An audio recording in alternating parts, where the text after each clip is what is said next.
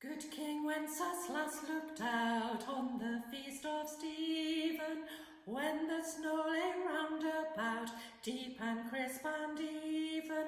Brightly shone the moon that night, though the frost was cruel, when a poor man came inside, gathering winter fuel.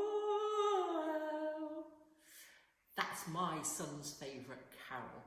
They love that one. I don't know whether it's the exchange of the king and the page and the bellowing it out of the king and the frail voice of the page, but they really enjoy that carol. And the trouble is, it often isn't used. It's one of those old carols that we seem to have overlooked a bit more these days. But today is the day to sing it, surely, because today is the feast of St. Stephen, which is what the carol is speaking all about. Of course, we usually think of it as Boxing Day. It's the day that we can still be celebrating the fun and festivities of Christmas. It's the day when we might go and visit family and friends and take those Christmas boxes, those presents that have stayed under the tree, to be taken out with us. Or it may be just that day when you're putting your feet up, eating the leftover turkey and watching those Christmas films on TV. But today is that feast of St. Stephen. We often don't celebrate it because it's really not a day for celebration. It's a day when we think about death. Stephen is that first Christian martyr who, you may recall, looked to God in the heavens and spoke out his faith amidst the doubters, the people who were trying to get rid of this new Christian story. And yet, this is the moment for us to think about what death and life mean. Perhaps in this year, when we've experienced more death than we really want to be thinking about, in this time of pandemic, as we see the increase of the Omicron variant, we need to think a little bit about death. We bring our sadness and our grief, and often at Christmas time we remember those who are no longer with us.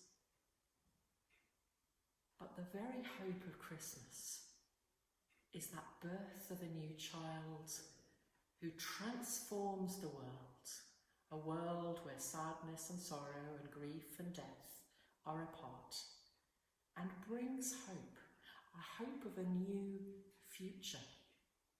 Now, Stephen was somebody who recognised that in those very early days.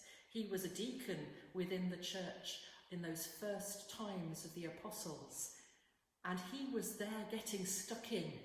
His hands got dirty as he looked after the needs of the poor.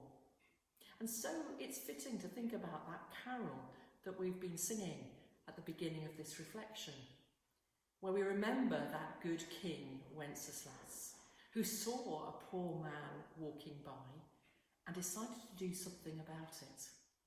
He got his page to come and bring food and fuel to that man. The page was very anxious about it. He was cold, miserable, didn't really want to go, but he went as that servant to his king. And you and I are called as servants to our King, King Jesus, who's come to show us the way to live in a world that knows something of grief and death and sorrow. We are called to follow in the footsteps of Jesus, just as that page did. When he cried out to the king, he said, "I can't go any further."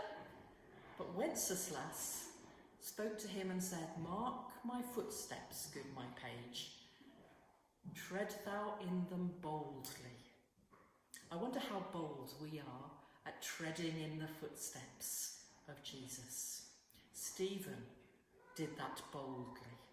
He was willing to follow where his master led and to serve the needs of the poor, just as that page follows Wenceslas to care for that poor man.